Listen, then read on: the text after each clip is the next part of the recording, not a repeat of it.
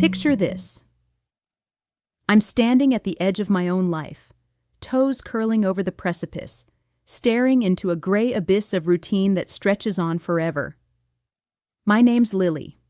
I'm 31, and I've been tethered to the same safe harbor for far too long. My husband, Paul, 34, is the kind of man most would call a catch, an accountant who balances our checkbook as precisely as he balances his emotions. We've been a pair for 8 years, married for 5, nestled in a cookie-cutter suburban home in Ohio. Our lawn is always trimmed just so, the white picket fence practically gleaming with the promise of the American dream. Paul's a good man, maybe too good. He's home every evening by 6 sharp, offering that same weary smile and a gentle kiss on my forehead, like clockwork. But I'm suffocating under the weight of all this predictability. It's like I'm living in a painting, beautiful to look at, but utterly still. I work part-time as a graphic designer, holed up in our spare bedroom turned office. Once I thrived on the freedom of setting my own hours, letting creativity spill onto the screen. Now it's just another set of walls closing in. Each day blends into the next, a monochrome loop of emails, deadlines, and the hum of the dishwasher downstairs. I ache for something to jolt me awake, something to set my pulse racing, to remind me there's blood in my veins and not just ink from my stylus. I want to feel alive, not just exist, There are a few souls who orbit my world, keeping me grounded, or maybe just tethered tighter to this life. My best friend Jenna is a wildfire in human form. She's always nudging me to break free, to live a little, as she puts it with that mischievous glint in her eye. She's the kind of person who'd dance barefoot in a thunderstorm just to feel the lightning's thrill. Then there's Paul's crew, the guys from his weekly poker nights I've come to know over the years. Mark, mid-30s, is a contractor with a booming laugh that fills any room he's in. He's all charisma, the kind of guy who could charm a snake out of its skin. Ethan, also in his 30s, is the quieter counterpart, a software engineer with a mind as sharp as his dry humor. They're part of the crowd I've invited over for a party at our place this weekend, along with a handful of other friends. I've been planning it for weeks, obsessing over every detail, the playlist, the food, the drinks. I keep telling myself I want this night to be unforgettable, a break from the mundane. But there's something deeper stirring in me, a restless itch I can't quite name, a whisper of something daring I'm not ready to voice. The day before the party, I find myself at the kitchen window, hands braced on the counter, staring out at the backyard where the grass sways lazily in the late afternoon breeze. I'm lost in thought, barely noticing the world outside when the day of the party finally dawns. My stomach's a knot of nervous energy as I drag myself out of bed, the weight of anticipation pressing down on me. I've been waiting for this night, not just for the laughter or the music, but for something I can't quite pin down, a chance to break free, even if just for a few hours. I shuffle downstairs, the house still quiet, and start pulling out decorations. String lights dangle from my hands as I weave them along the banister and around the living room windows, their soft glow a promise of something magical. I set out trays of snacks, chips, dips, little sandwiches I spent too long fussing over, arranging them on the counter like I'm curating a gallery exhibit. Every detail has to be perfect, though I'm not sure if it's for the guests or for me, to prove I can still create something worth noticing. Paul's up soon after, his steady presence filling the space as he lumbers into the kitchen with that same dependable grin. He's in a faded polo and jeans, already asking if we've got enough ice or if he should swing by the store for more beer. I force a smile, nodding as I adjust a bowl of pretzels, but inside I'm rolling my eyes so hard I'm surprised they don't stick. He's so predictable, so anchored in the mundane. And I can't help but wonder what it'd be like to drift without his steady hand always guiding me back to shore. My mind wanders as I tape up a streamer, imagining a life without these invisible rules, without the safety net of his routines. What would it feel like to just let go? To chase a storm instead of hiding from it? I shake the thought away, but it lingers like a shadow in the corner of my vision. The doorbell chimes around mid-afternoon, and there's Jenna, early as promised, strutting in like she owns the place. She's in a tight red dress that clings to every curve, paired with heels that click sharply against the hardwood. Her grin is pure mischief as she looks me up and down, teasing, "Well, damn, Lily, you're finally throwing a real party. I'm proud of you." I laugh, brushing off the compliment, but her eyes narrow, catching something in my expression. She steps closer, her voice dropping to a conspiratorial whisper. "You've got that look, girl. Do something crazy tonight. Something just for you. Forget the rules for once." I wave her off with a nervous chuckle, but her words strike a match inside me, igniting a spark of possibility I can't ignore.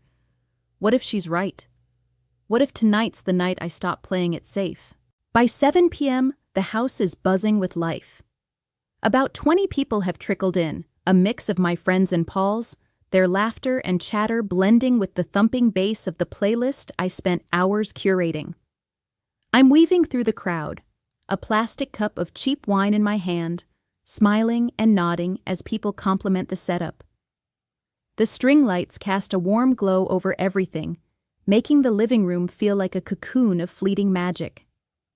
But beneath the surface, my nerves are electric, buzzing with that restless energy Jenna's words stirred in me.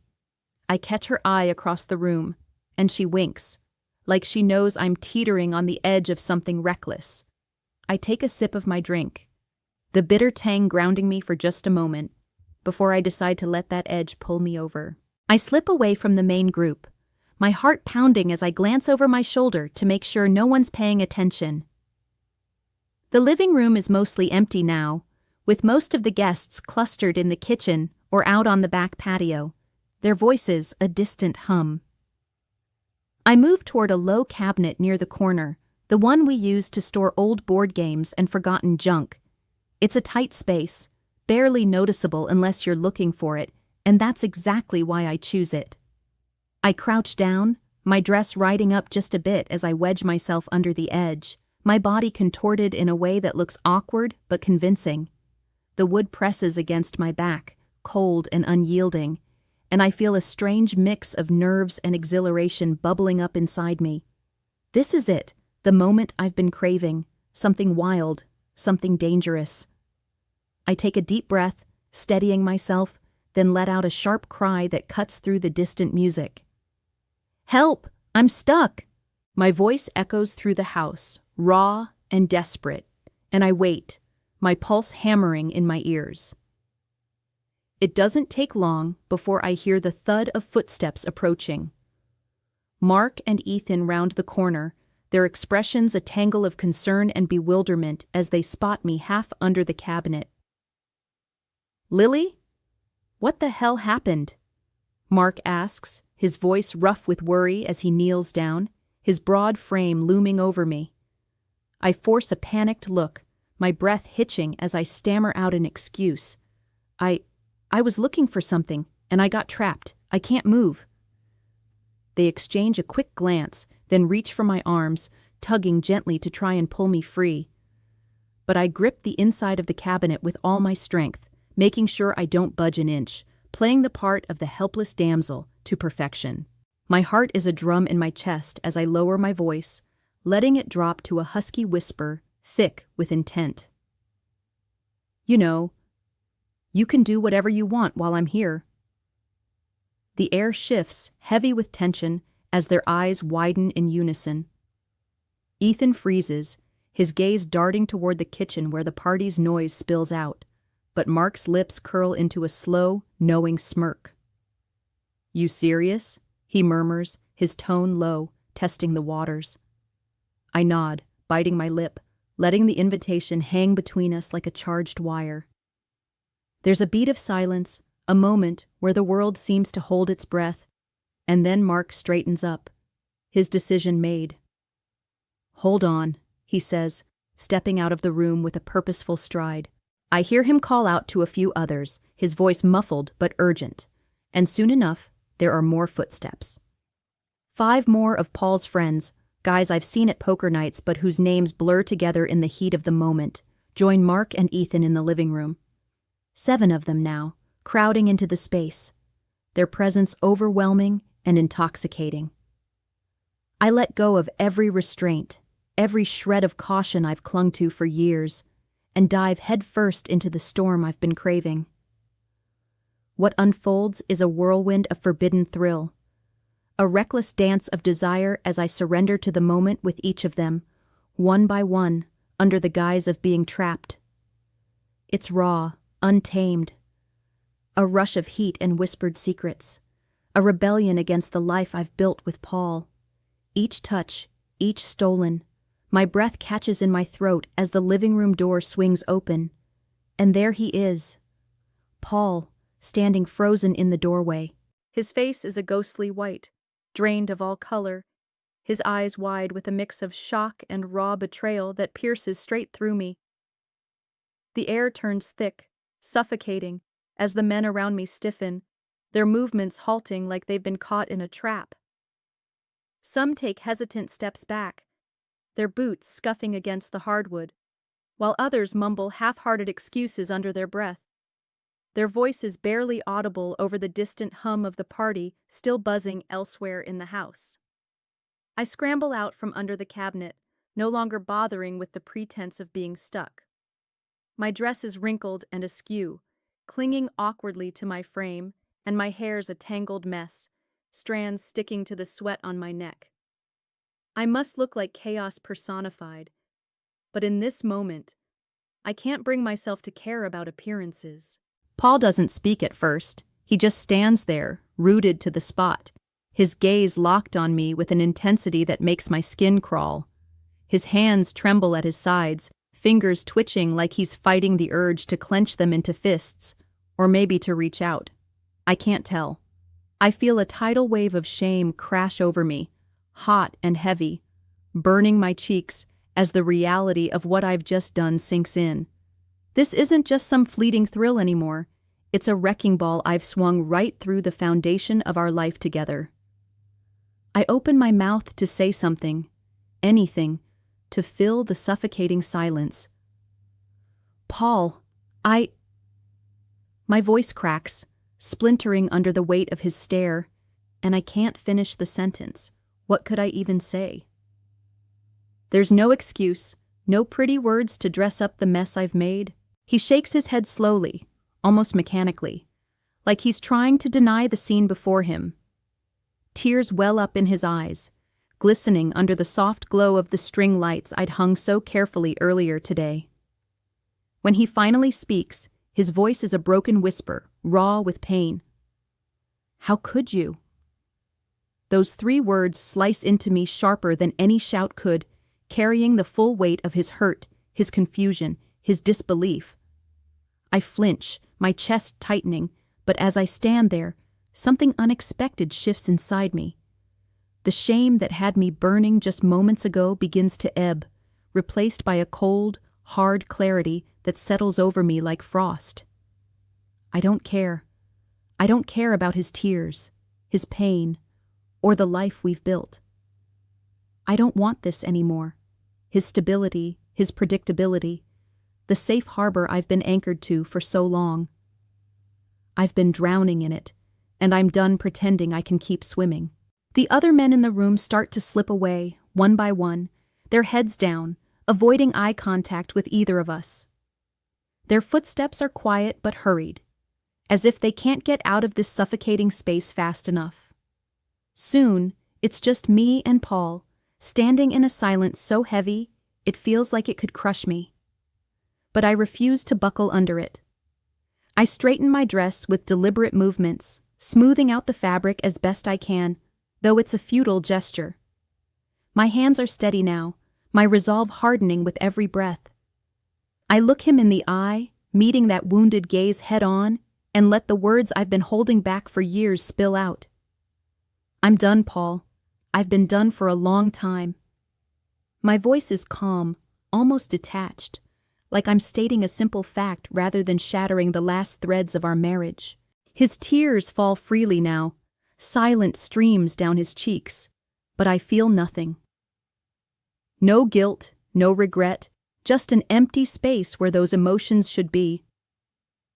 I've crossed a line tonight, not just with what I did, but with this moment right here, acknowledging that I've outgrown this life, this man, this version of myself. I turn away from him, my back to his pain, and start walking toward the stairs. Each step feels lighter, like I'm moving up the stairs now, each step a deliberate act of separation. My heart pounding not with regret, but with a fierce, newfound determination. The echoes of Paul's broken voice fade behind me as I reach the bedroom. The space that once felt like a sanctuary, now just another cage I'm ready to escape. I don't hesitate. I grab the old suitcase from the closet, the one we used for weekend getaways that seem like a lifetime ago, and fling it open on the bed. My hands move with mechanical precision, pulling clothes from drawers and hangers, jeans, shirts, a handful of underwear, whatever I can snatch in my hurry. I'm not thinking about what I'll need, just about getting out, getting away. The fabric feels rough under my fingers, a stark contrast to the numbness spreading through me. I'm done with this life, done with pretending I can fit into the neat little box Paul and I built together. On the dresser, under the soft glow of the bedside lamp, my wedding ring sits like a forgotten relic. It glints at me, a tiny beacon of promises I no longer believe in. My hand hovers over it for a split second, a flicker of doubt creeping in. Should I take it? Should I hold on to this last piece of what we were? But the thought passes as quickly as it came. I pull my hand back, leaving the ring there, a silent declaration of my final break. It's not just metal I'm leaving behind. It's the weight of years, the weight of a version of myself I don't recognize anymore. I zip the suitcase shut with a sharp tug, the sound cutting through the quiet of the room like a verdict. Downstairs, the party has fallen into an eerie hush. The laughter and music that filled the house earlier have dissolved into muffled voices, the kind of whispers that carry the scent of scandal. I can hear the shuffle of feet as people leave, the aftermath of what happened rippling through our social circle like a stone tossed into still water. I can almost picture the sideways glances, the hushed gossip about what they saw or heard. But I don't care. Let them talk. Let them judge. Their opinions mean nothing to me now. I've burned every bridge in this room tonight, and I'm not looking back to see the ashes. My phone buzzes in my pocket, pulling me out of my thoughts. I fish it out, the screen lighting up with a text from Mark. "If you need a place, I've got you." The words are simple, but they hit me like a lifeline. I've always admired Mark's boldness, the way he walks through life with a disregard for rules, a confidence that borders on reckless. My lips curl into a faint smile, the first genuine one I've felt in hours. My fingers hover over the screen for only a moment before I type back. "I'm coming over." It's not just a response, it's a commitment to whatever lies ahead. A step into the unknown that I'm finally ready to take. I drag the suitcase down the stairs, the wheels thumping against each step, a steady rhythm to my resolve. At the bottom, I see Paul still sitting on the couch, his head buried in his hands, shoulders slumped like the weight of the world is pressing down on him. He looks up as I approach, his eyes red and raw, glistening with unshed tears. His voice is barely a whisper, fragile and pleading. "Please don't go." There's so much pain in those words, so much desperation, but they don't reach me. Not anymore. I've built a wall around myself in the last hour, brick by brick, and his words can't breach it. I stand there for a moment, looking at the man I once thought I'd spend forever with, and feel nothing. just a hollow space where love used to be. Goodbye, Paul, I say, my voice steady, almost cold. There's no anger, no sadness, just finality. My hand grips the doorknob, the metal cool against my palm, and I turn it without hesitation. I step outside into the night, the cool air hitting my face like a slap, sharp and invigorating. It feels like the first breath I've taken in years, unburdened by the chains I've just cast off.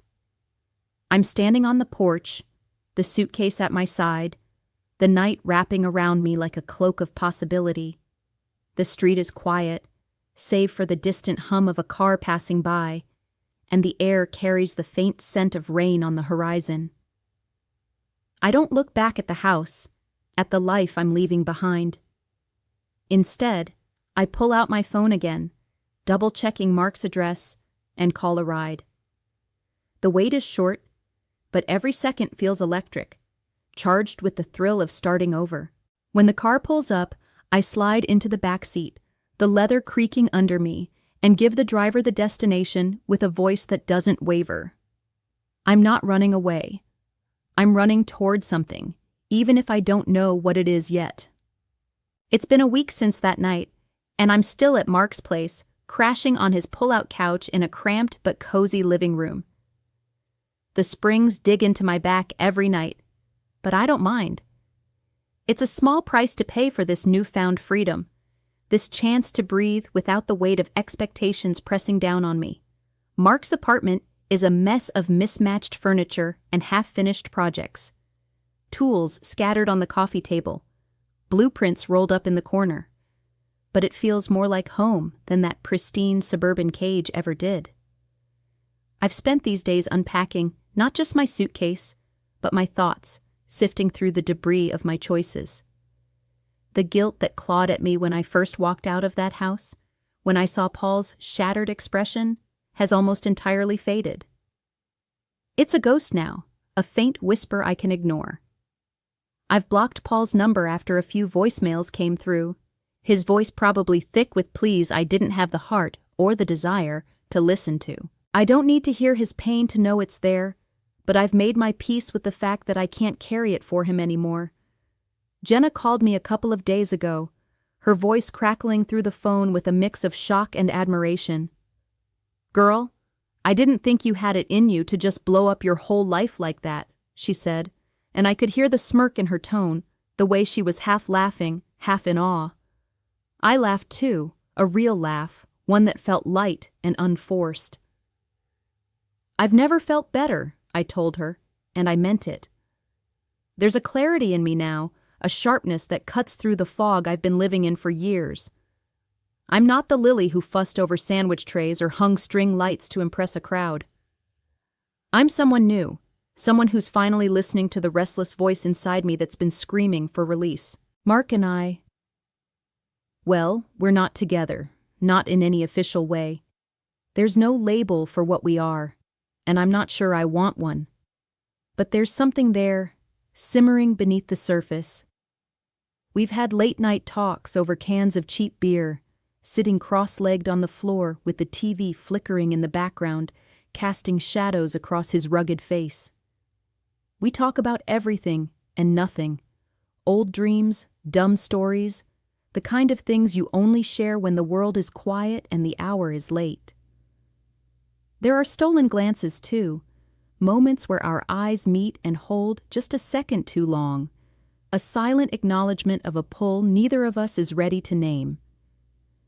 Sometimes, when he brushes past me in the narrow kitchen, his hand grazes mine, and there's a spark, a hint of something more waiting to ignite. I don't know if I'm ready for it, but the possibility alone is enough to make my heart race in a way it hasn't in years. I've started looking for a full-time design job, something to ground me as I rebuild from the ground up.